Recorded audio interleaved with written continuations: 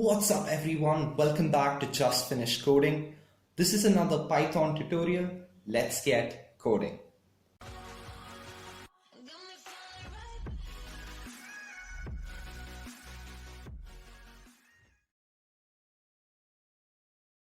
Just finished coding.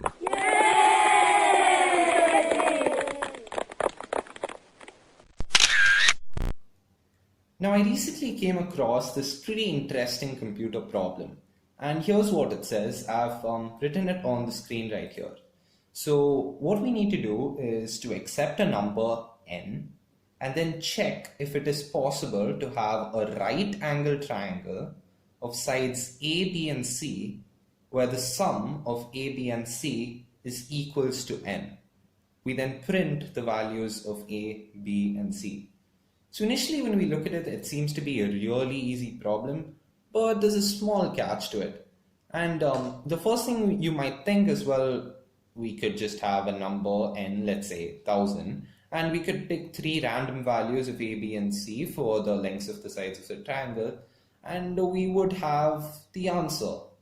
Well, actually you wouldn't, because this right angle triangle, that is kind of the misleading part where, you could do the wrong thing there.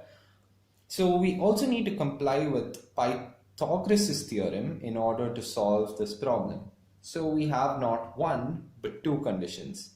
And by the way, most people, when they actually first see this, they tend to underestimate it, and the same thing happened to me. So it's not as simple as it looks, but if we go step by step, we would be able to solve it. So in this video, I'm going to be solving it with you guys. So I would recommend you pause the video and try to write a program for this right now. And yeah, pause it, try it out. Now I'm assuming you've given a go at it. So now let's start coding. So first thing, it says accept a number n. So I'm going to say print enter the sum, okay? And we'll do the debugging part a bit later. So I'm going to say n, which is the number, equals to the int of the input. So the input's going to be as a string value, and we're going to get the int of that, which is the integer of that. And that should give us n, where we can perform operations on that. Now let's actually try and figure out A, B, and C. So initially, it would be a good idea to set A to 1, B to 1, and C is derived from A and B, so we don't have to set that right now. Now let's actually enter into the loop. So I'm going to say while true for now, but I'm going to tell you right now, this thing is going to change, okay? So while true, I'm going to say set C to be equals to n minus A plus B within parentheses, so that's important, otherwise B would be taken as plus. So this is basically from the equation which they've given us, which is A plus B plus C equals n. So we find C given n and A and B, okay? So now we need to check if A times A, you could use some math operators. I'm just going to use A times A, okay? Plus B times B is equals to, not equals, that would be the assignment operator. We need a double equal to there, and C times C. So this would be the formula for the Pythagorean theorem. And in case this is true, okay, then it means that we've actually found out our value. Okay, so I'll just put a comment there, found out. And what we need to do in this case is, what we need to do in this case is, well, break out of this loop, okay? So I'm going to hit break right there. And an intuitive thing to do would be to say, hey, let's increment B. And let me tell you right now, this program will not work out for a bunch of reasons. But I'm going to run it to actually show you the errors we get. So I'm going to run it, enter the sum, let's just say 1000, okay? Or actually, let's get a bit simpler. I mean, the simplest right angle triangle is A is equals 3, B is equals 4, and C equals 5. And their sum is going to be equals to 3 plus 4 plus 5, which is 12. So I'm just going to say 12 and see whether it enters A, B, and C values. Oh wait, we didn't print it out. So let me just issue some print statements. Okay, so print put that within the string value, plus a string a. Should not forget that again, we need to concatenate it. String a, okay. Then we need a plus b is equals to plus b, string b again, and again we concatenate to this, c is equals to plus string of c, and a bracket closed right there. So okay, now let's test this out.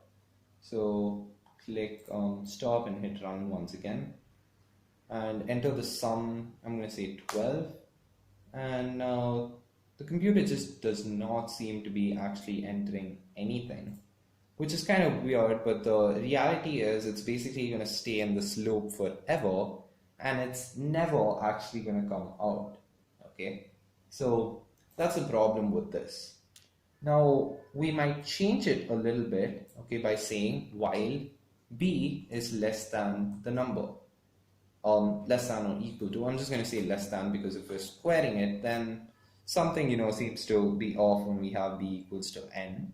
Never mind. I'm just going to say equals to. We need a is equals to 0, but forget about that. Okay. So now I think I put a greater than symbol, so less than. There we go. So now let's run it out and try it. So enter the sum is going to be 12, and now it has this weird value actually coming up, and this seems to be nothing like what we want it to be. Now the reason this comes is we have not incremented a at all, okay, which means a is going to stay at 1, okay, and it apparently it did not go through this if here. Instead it just finished this loop, okay. We had b is greater than n now, and it just printed this out, okay. So this part of it never even occurred. So in order to fix this, what we need is not a normal loop, we'll need a nested loop, okay. And in order to do the nested loop, I'm going to tab this entire text, okay, hit a space bar, and issue on top while a is again less than or equals to n, okay. And oops, not a close bracket, we need to open I'm just going to put them in parentheses to make them neater, and you need a colon right there.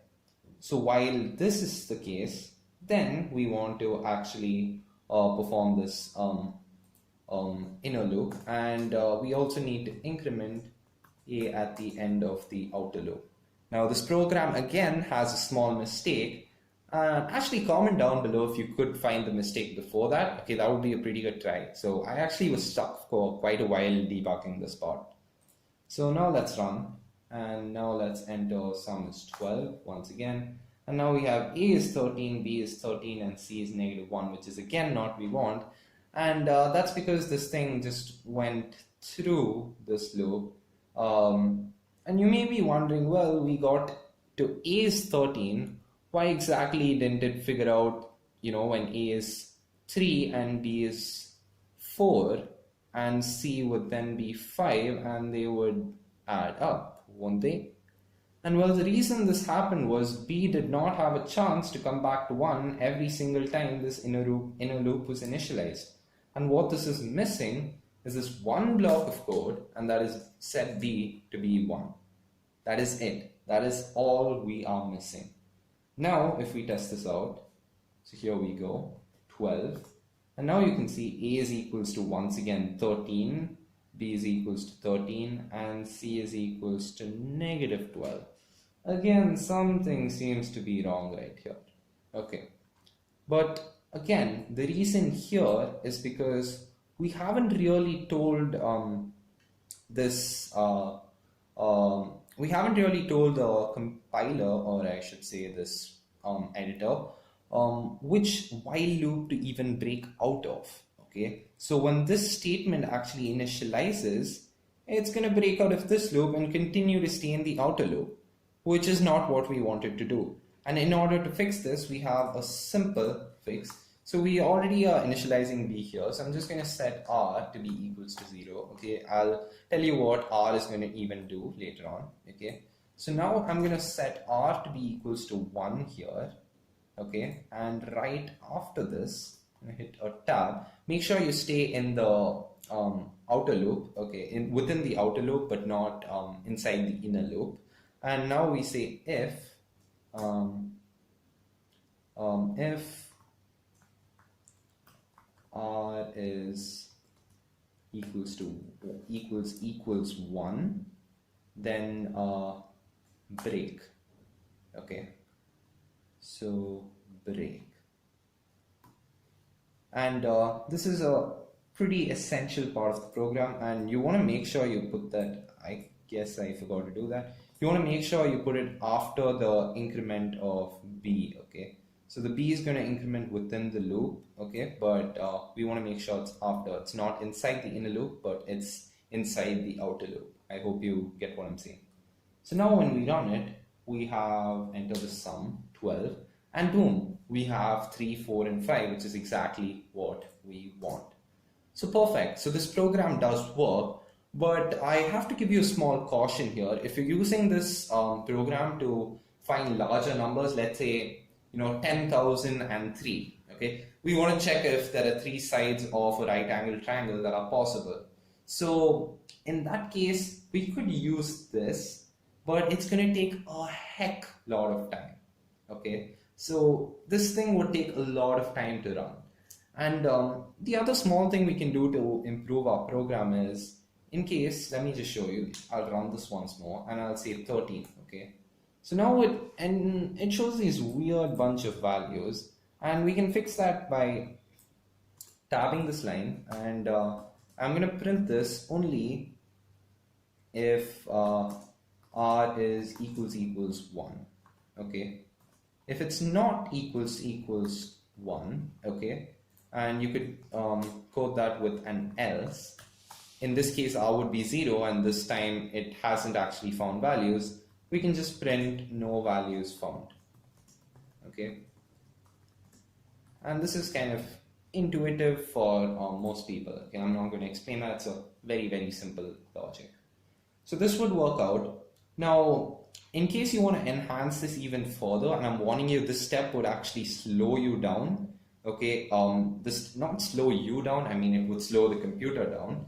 Okay, so what we could do if we wanted was to actually print A, B, and C every single time here. Okay, and this would be really useful with debugging. Okay, in case you don't have the right program, you could use this, and it's not really a tool you can use just here. You could use it anywhere you want. Okay, so here we could just issue. I'm not actually going to do it. I'm going to put the comments. So put it as a comment. So print A is equals to plus. I'm actually going to copy paste this block of code right here. So there we are. Perfect. So we can just print this, and every single time we can test whether we can not test, we could see the values of A, B, and C it's working on. So in case it misses through, we'll have an idea where our bug actually is. Okay, so this program, if you've coded till here, it works. Okay, it does exactly what we need it to do. It's perfect. So with that said, I'm going to thank you all for watching. Also going to encourage you to please hit that like button, because it takes you less than 2 seconds to do, and that really helps my rating on the YouTube algorithm. And also hit the subscribe button along with the notification bell, because that's going to make sure you're notified to every single video we're releasing. And since we have a daily upload frequency, we're going to have a lot of videos coming up like this one. So thanks for watching, everyone. I'll see you on Friday with the next Python tutorial. Tomorrow is going to be a Scratch tutorial, and bye bye.